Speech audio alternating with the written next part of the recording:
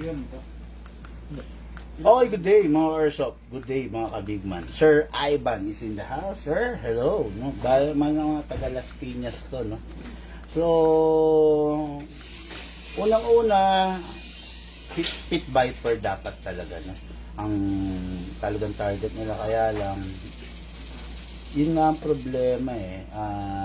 Hindi naman natin sinira yung gusto nila, kaya lang, yung mas napaganda pa, no? Kasi yung pit viper, tulad ng sabi ko sa mga vlog, hindi na siya daily pistol ngayon. Wala kang makukuha ang piyesa kasi ng pit viper kung sakaling magka-problema. Ngayon, nakakita na mas malupit itong mga to. CC Shadow. Okay, CC Shadow, this is the rare edition. Makikita nyo yung naka-magwell. Ito rin yung pinaka top of the line pagdating sa rare edition, yung color red, no? Sumusunod yung purple, then orange and black. Okay, so sad to say, hindi sila ganong naturuan nung sa una nilang binilan, pero nandito tayo para i-guide sila, no? Okay, sir. Number 1, CC Shadow 2, the everyman's dream, the Shadow 2. Compatible lahat ng klase ng gas. Number 12, number 14, at saka yung CO2. Okay? CO2, hindi, ito. Gusto mo ng normal na lakas, use the 12 kg. Gusto mong mas malakas, use the 14. Pandiinan. Kasi ang gumagamit nito, sir, air gun. Pero tulad ng sinasabi ko sa mga vlog ko, hanggat maaari gamitin nyo yung food grade. Huwag yung mga industrial, huwag yung pang-inflate ng gulong or pang-inflate ng airbag, ganun. Yung food grade, dito yung mga ginagamit pang whip ng cream sa mga Starbucks, yun yung mga food grade para iwas cancer. Kasi hindi natin napapansin, pagputok na i-inhale mo yan eh, no? So masa-masa lang yung industrial grade na ganito. Okay, so saka ka na gumamit, sir, nung CO2 pag medyo na-familiarize mo na, ha? Okay, number 1, mag-release. So this is the magazine. Magazine, merong valve, output valve, inlet valve, consists of 5 o-ring dito sa baba, 3 o-ring sa baba, sa taas. So, eventually, ang o-ring is a rubber, nagbi-brittle yan due to exposure sa chemical na dala ng green gas. So, ang magbibigay ng protection dyan is the silicone oil. Meron tayo iba't ibang klase silicone oil. Ito medyo malapot. Ayaw ko to eh. Pero pwede nyo rin gamitin. Kaya lang hindi ko to choice. Ang gusto ko yung malabnaw. Parang, kumbaga sa oil, fully synthetic talaga. 5W30, ganun. Okay? So, number 1, press the valve. Ito, output valve. Press mo para open yung valve. Saka mo siya isprayan. Lahat ng oil na in-spray natin papasok. Pag hindi mo prines, naka-close yung valve, tutulo lang siya. Okay? Then dito rin sa ilalim, sir. Okay. Sa unit, kasa, ilak manually, spray sa nozzle, itong color black. Ang upgrade nga pala nito, fix outer barrel, fine tuning, trigger job, hammer protection pad, hapa rubber, at saka yung nozzle niya, hindi siya naka big bore nozzle, pero enhanced na into big bore. Kumbaga nilakihan. So, para lang may idea kayo look yung nozzle, ito ang mga nozzle, ito yung ordinary, ito yung nakakabit dito. So ito yung big bore, useless, and it will defeat the purpose pag nilagyan natin to ng big bore. Mawawala yung pagiging accurate niya kasi dinesign itong unit na to hindi pang plinking, pang competition. Kaya okay na tong ordinary lang yung bore. Pag nilagay natin to, sobrang lakas nito, mawawala yung pagiging accurate niya.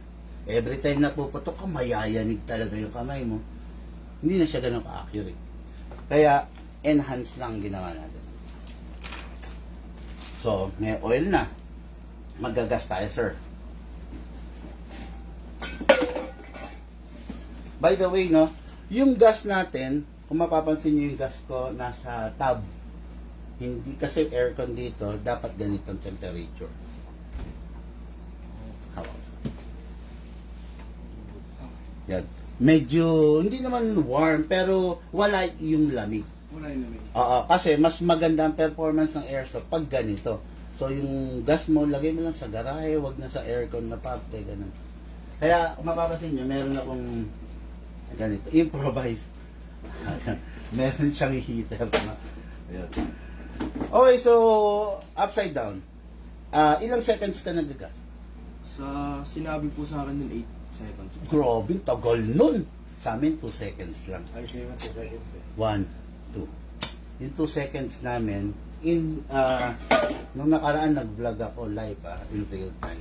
Yung 2 seconds, pumutok siya ng 90 shots. Oh, Napakatipid. Kasi ganito, naka-fine tuning na kasi to. Sinasakal namin yung unit na wag mag-consume ng maraming gas nang hindi bababa yung FPS. Kumbaga, ano siya, sir? walang singaw. Talagang bawat gas na lalabas sa kanya, sulit na sulit. Kasi walang nasasayang. Ganito kasi yan. Paliwanag ko sa'yo. Hindi kaya ng iba paliwanag to eh. So, yung unit natin, nilagyan natin yung magazine. Pag pumuputok tayo, 40% na pupunta doon sa bala para ihagis yung bala.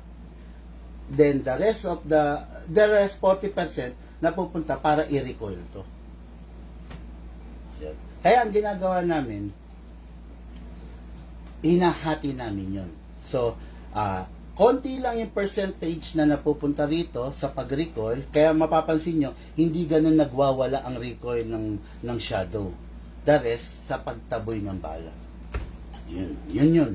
So, nilagyan natin to 2 seconds. Sobra-sobra to para sa isang full rounds.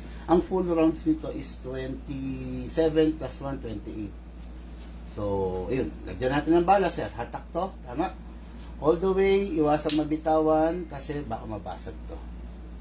Put your right hand rito para kung mabitawan, dito tatama. All the way, hatak, then reloader. Ipapansin nyo, nilalagay ko 0.30 grams kasi malakas na to unit. Pump lang, sir.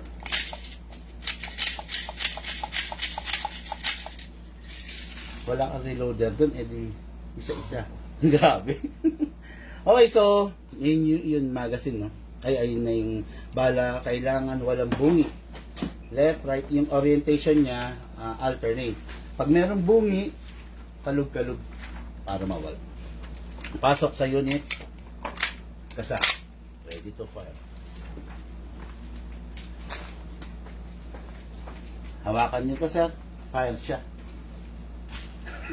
Ayaw nyo. Look, alisin mo yung tab sa ibabaw. Sir. Diyan pala. Tumawag kayo sa dito. Medyo tago lang kayo dyan. Baka lumihis yung bala kay Bossy. Sir, Ivan, ilang taon yun? 17 po. Konti na lang, bigas na. Umawak. Firing, Sir Ivan.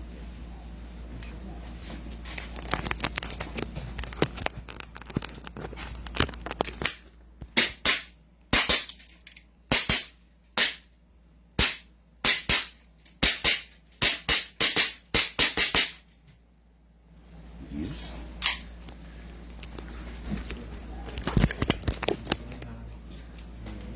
Ayos na. Suave. Suave.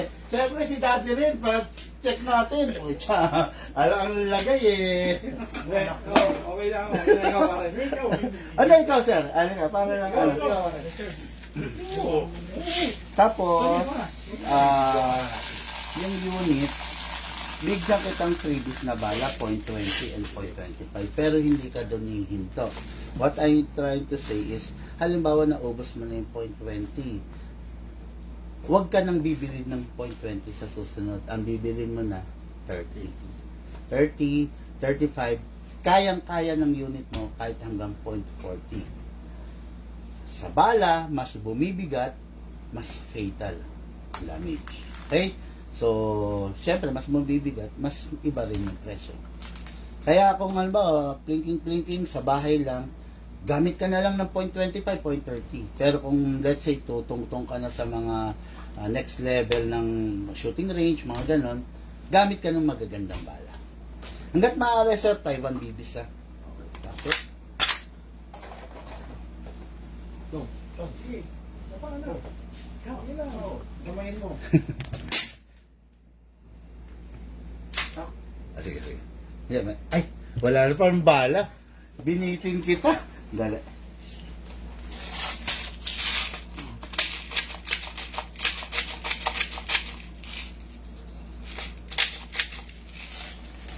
Ano yung pinapalit mo ba? Yung monster. Ano yung tinatarget mo? Yung monster. Ay, ulo. Okay, nako. Okay, firing.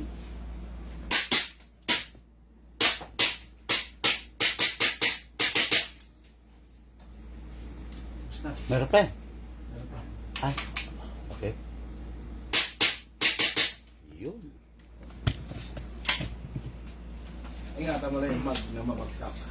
Hindi. Siyempre, kahit ano naman, kahit ito unit mo, kahit basta yung magazine dapat. Yung wag magazine, mo- boss, nakakabili ng extra niya. Meron naman, yes sir. Meron naman.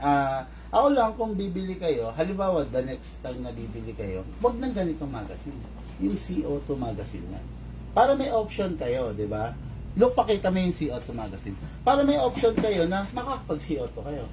Matatry nyo rin. Iba kasi yung CO2 magazine pakita ko. Hindi, pero ano, kukuha pa ako isa niyan, boss. No problem. Hindi ako sana ko eh. Pag ano sir, magpa-deliver ka na lang sa akin. Natawag na lang ako sa Yan ganito yung tsura ng CO2 magazine niya. So, bukas siya. Ito, aalisin mo to, papasok mo dyan yung... Look, akin na yung non-lethal. Patry ko lang kay sir. Kasi businessman to eh. Kailangan to ng mga businessman eh. Ito sir, oh, yung sinasabi ko sa non-lethal, ang bala nito, rubber bullet. Yung rubber bullet. Ito yung mga ginagamit sa US para sa mga nagpo-protesta, Yung mga makukulit. makukulit, gano'n. Ayan. Kasing ganyan siya kalaki. Yeah, ito yung bala. Solid rubber. Putok mo, sir. Masakit yan, mo. Nandiyan, masakit to, sir. 800 FPS. Ganun. Sige. Sige, sir. Baka ano ba? Sige, sir.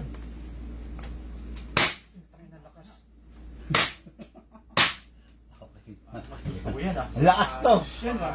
Ito, hindi mo naman to pwedeng gamitin as pang-practice, pang-daily na target shooting. Kasi sayang. Kasi, unang-una, yung bala, mahal. At saka yung, yung gas. Ang gas kasi nito, ay wala, hindi nyo pala makikita. Yun na, CO2, ganito. Ilang rounds naman yan, sir? Isang ganito, 20.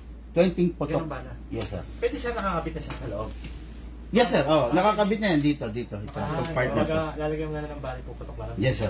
Gusto ko yun, Pwede yan, upang bahay. Ano to? ganyan, boss? Actually, mamaya. Nasa live pa ako. Kung tawagin to non-lethal. Non-lethal is a tools or a substance design para ma-lessen yung damage na pwede mangyari. Katulad halimbawa, pinasok ka or road rage, nagkatatokan, putok mo na to. Hindi siya mamamatay, pero tutumba siya.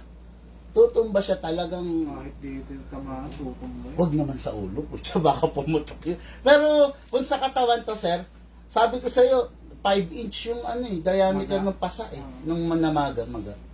Ganun kalakas. Pang protection, no? Pang protection, pinasok ka na eh. Di ba? Hindi ka pa makakapatay. Okay, may mga ikikwento ko. Aalisin ko na sa camera. Thank you!